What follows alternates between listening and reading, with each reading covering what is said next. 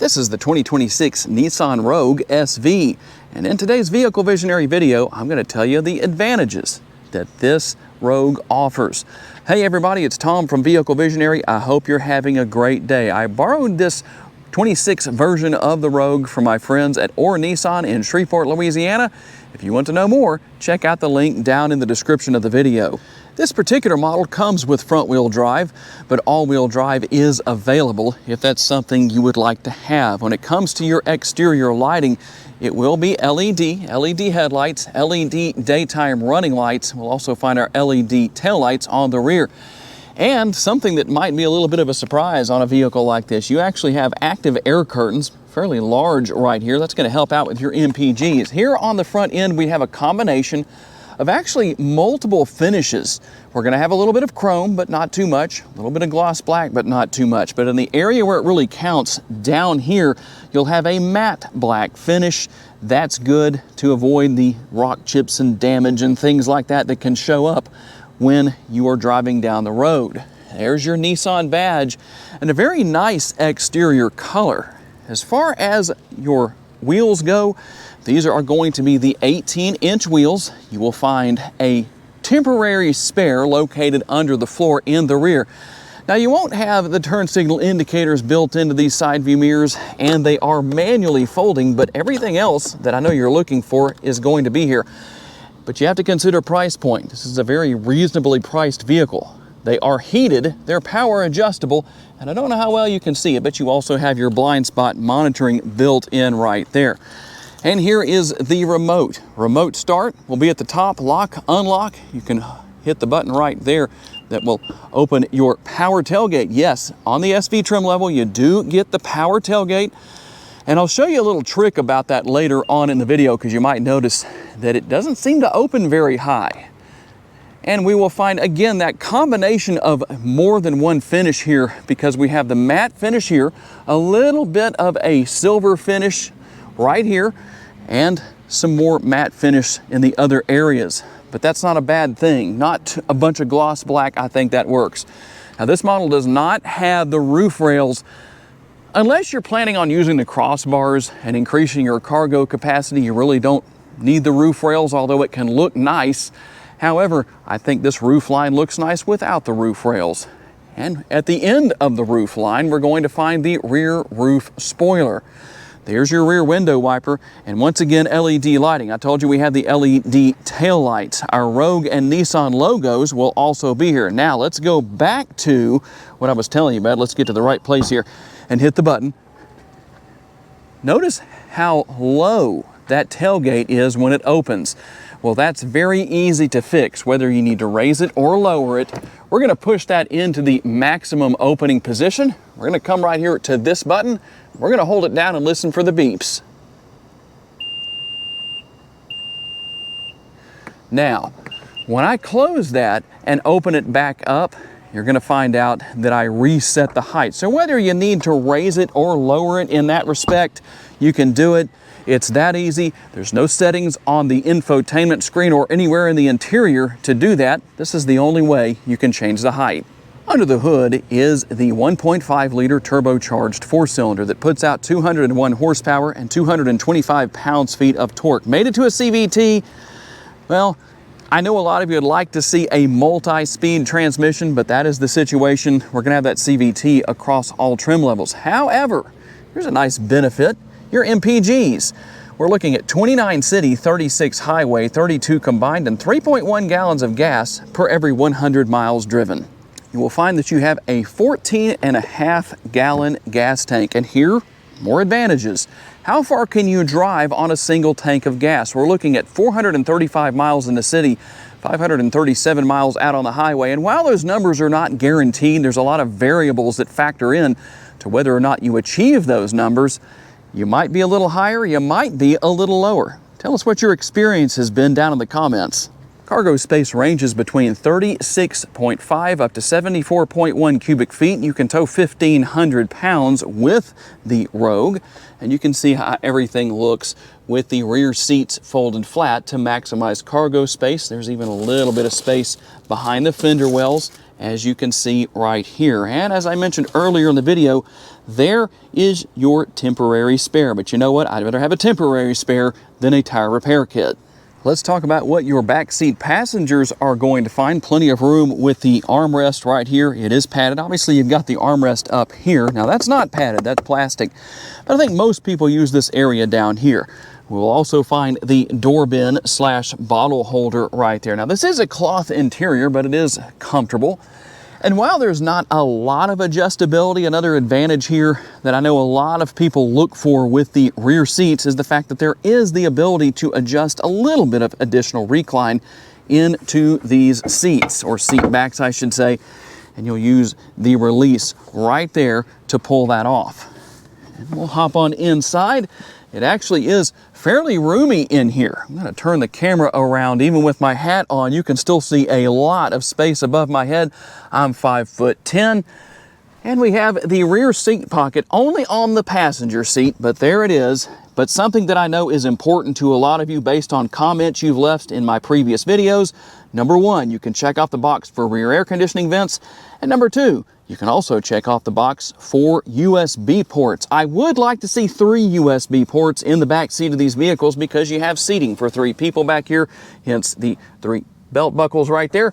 And we also have our fold-down armrest with the cup holders built in. The sticker price is $32,650. And I know there's a lot of people out there going to say that's a pretty big price for the Rogue. However, for what you get in this day and age, that's not a bad price, at least in my personal opinion. So many vehicles are outrageously overpriced these days. Now, let's see what else you get for that price. The passenger seat is manually adjustable. However, the driver's seat is power adjustable and has lumbar support. We'll find more space than we did in the rear seating area with the door panels as far as the door bin goes, and the armrests. We'll also find plenty of space within the glove box. And with the upper console, here's what you're going to find. You can see some of the features that are here, and you will also find a sunglass holder. Believe it or not, I'm starting to see fewer and fewer vehicles in this day and age when they're fully redesigned that have a sunglass holder. How important is the sunglass holder to you? I'm always curious to know what your thoughts are on things like that. Here are our controls for controlling our positioning of our power adjustable side view mirrors. Lock and unlock. You can roll your windows down. Everything good there. Now, what you will find is that the only window that is one touch down, one touch up is going to be the driver's window. All of the other windows, you will have to hold the buttons down to raise and lower the windows, or should I say lower and raise. But if you want to lock all of the windows and keep people from rolling them down in the other seats, you can do that with that button right there. And here is something important to note if you're not familiar with the Nissan brand. You might think this is for your heated steering wheel. However, it is not. It is actually for steering assist. And if I push that button right there, you're going to see that it's only available when Pro Pilot Assist is on. That tells you that this model does have Pro Pilot Assist. So if you were curious about that, there is the answer to that question. Now, we have our steering wheel mounted controls here for your cruise control, radio and all that good stuff here. Volume, you can change what you're listening to. And right here, something that's very important, because when you start scrolling around and pushing those arrows, you're going to find that there are several different things you can look at and know about. We can also go right here, and what I'm going to do is push the scroll wheel. That allows me to go into settings, and you can see all of the different settings that you have right here, different things you might need to deal with and take a look at. You can also go a little bit deeper into that. Sub-menu right here for vehicle settings. So depending on what you need to know about, there it is. Not a complicated system to learn or master. So depending on what you need, you can have that on there. If you want the speedometer on, you can do that. Just like that, there's your digital speedometer, but you also have the analog gauges, so a little bit of an old school look and feel, but some people like that. There is your gas gauge, in case you're wondering where that is, and something that a lot of people have told me they wish did not disappear from so many vehicles in this day and age, your temperature gauge. So there's the temperature gauge for your engine temperature. Yep, a lot of people wanting to know about that. Have our shifter paddles here, front and rear window wipers controlled right there, and that hard to master turn signal indicator right there, your turn signal lever. For those of you that use it, good on you for that. I'll give you a thumbs up. I can get my thumb right there in the steering wheel area. And unlike the turn signal indicators, you can actually set your lights on the exterior to auto, or if you want to turn them on, you can do that. You can turn them off, whatever you want to do. We'll just leave those set right there. We'll also find the 8-inch touchscreen. Now, I'm very curious to know what you think. Is it too small? A lot of people have told me with other vehicles, including the Honda Pilot for the last few years, that 9 inches is too small of a screen. How about 8 inches? What do you think? I think it fits the Rogue just fine, but you're the ones who may buy it, so your opinions actually count more than what I think. Now, if you want to see what you have on your different screens right here, we go through with the different arrows and work our way around. Not a lot to deal with, so that's nice. If you want to customize things, you can do that here. And there's a lot to do, but not so much that, again, that it's complicated to learn or use. It just depends on what it is you're needing to find. You can use what I like to call the hunt and peck method as far as this goes. Not a big deal. We can go back right there. And when we go into reverse, there is our rear view camera. Maybe not the brightest, but you know what? It gets the job done. You have some trajectory lines right there. They don't follow the steering wheel, but they are there. And we'll go back into park. You can see some of your controls right here as far as what you can do. If you want to make any changes to the display right there, you can do that. That's what that control is for. Obviously, audio, what you're listening to. You can go to menu right there if you want to. Phone, camera. How about that? If you want to make adjustments to your camera, you can do that. Now, you can turn those lines on. So, we looked at that earlier and the lines didn't actually follow the steering wheel. Well, if you want them to, you can make that happen. So, just one of those things that is here that you may or may not have known about. We can go back right there. And we have our volume knob. We can turn the radio on and off right there and also surf through the stations. Dual zone climate control is here, as you can see, and you'll have all of your different things such as fan speed, and if you need to run your defrosters and all that kind of stuff, you can do that. Defoggers, as it's often known in this day and age.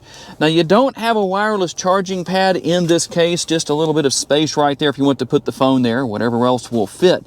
However, we do have USB connectivity, as you can see, and right there is a 12-volt power outlet. The button to start and stop the engine is there. And the shifter, pretty simple. Push the button on the side, pull back to go into drive, push the button on the back, or to go into reverse. Again, let's get that straight without our tongue twist, and then there's how you go back into park. Pretty simple to deal with. Parking brake, auto hold. If you come to a complete stop with auto hold on, you can take your foot off the brake and the brakes will not disengage until you touch the gas pedal again.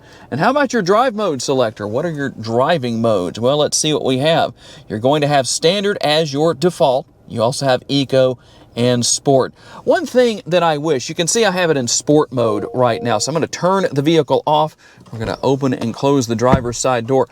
I wish more vehicles, there are very few out there that actually do this, but you'll notice that when I turn it back on, by the way, there's the animated graphic of your Rogue. But watch this. So see, it went into eco right there, but that means I was in standard mode. Whatever mode you're in when you turn the ignition off, I wish it would stay in that mode. Just would make things so much easier. And we'll have our cup holders here, and ironically, Bombay doors. Not something you might expect to see here with the Rogue, but here they are. And a fairly deep center console. There's actually more space in there than you might expect. All right, here we go on our test drive. Now, you might wonder about how well this Rogue gets down the road. It's not a rocket ship, but you know what? It does just fine. It seems to do well for what you would need it for as far as getting up to speed.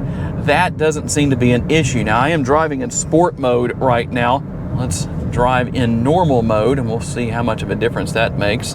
Not a massive difference, but you will notice a little bit of a difference. So when you need to move up to a higher speed a little bit quicker, definitely go into sport mode, and that will give you the best benefit possible. Overall, I'd say the ride quality is good. It's not butter smooth like a Cadillac, but it's also not like a tank. It doesn't beat you to absolute death, at least not on the road I'm driving on right now. This road isn't as smooth as it might look. So I would say the ride quality is definitely acceptable, that's for sure. And something that's nice about a vehicle like this is that it's very nimble, it's very agile, it has a nice tight turning radius, and so if this is something that you're looking for and it fits your needs, then being able to make a nice tight turning radius and also just being able to maneuver around easily in tight spaces is going to help out a lot. So that's always a good thing. We're going to get on down the road here. Now we get to find out about acceleration. Let's see here. We're going to get on it just a little bit. There we go, above the speed limit by quite a few miles an hour. Not a ridiculous amount, but enough to say, you know what, when I need to get up to speed in the Rogue, it actually does a better job than one might expect. The seats themselves, as far as the driver's seat goes, seem to be nice and comfortable. Long-term, hard to say because I'm only in here for just a few minutes. But cloth seating here, or cloth interior, some people tell me it's antiquated. Other people tell me they like it. It's easier to keep clean, things like that. So, you know, depending on your personal desires, well, you can choose accordingly with the vehicles you buy and the type of materials that are on the interior. Everything is easy to get to. It's not hard to learn. I do like the fact that there are a lot of physical controls here. On vehicles like this, I don't know if we'll ever see the movement that seems to be going towards fewer and fewer physical controls in some vehicles, as far as things such as the air conditioning going away. I've only seen that on really high-end vehicles, and to this very day, I still don't really care for that. But as far as these lower priced vehicles, I haven't seen that at all. That's a good thing. I like my physical controls for the air conditioning and other things such as that. I don't care about the clean look that it provides to get rid of all the controls. Easy to see out of as well. You've got all of your great safety features that you would expect, including your blind spot monitoring. And while it's easy to see out of, you know, it's easy to take advantage of those driving aids and make it an even better driving experience. Gas pedal and brake pedals seem to be very easy to manage, at least for me, so that's always a good thing. And depending on what you want, there are additional trim levels that you can go with. You can spend more money if you want to and have additional features. It just depends on your situation. But I am curious, when it comes to buying your next vehicle, what are the top, say, 3 things you're looking for that could make or break, depending on whether they are available or not, your ultimate decision on buying that vehicle? And there it is, the 2026 Nissan Rogue SV. Definitely something that offers a lot of advantages, but I'm curious to know, in your personal opinion, do you wish there was something here that is not? And obviously there's more trim levels beyond this, and I'll bring those to you as they are made available at Or Nissan throughout the next few months. We'd like to say a special thanks to my friends at Or Nissan for loaning me this Rogue for the day so I could tell you all about it. And a special thanks to all of you for being kind enough to give me the opportunity to give you a vision for your next vehicle. If you enjoyed this video, please hit the like button. That's very helpful to me. And please be sure to subscribe and share this video on your timelines on social media so other people can see it. If you'd like to learn about additional vehicles you may wish to consider purchasing, check out the video that's on the screen right now, and I will see you there.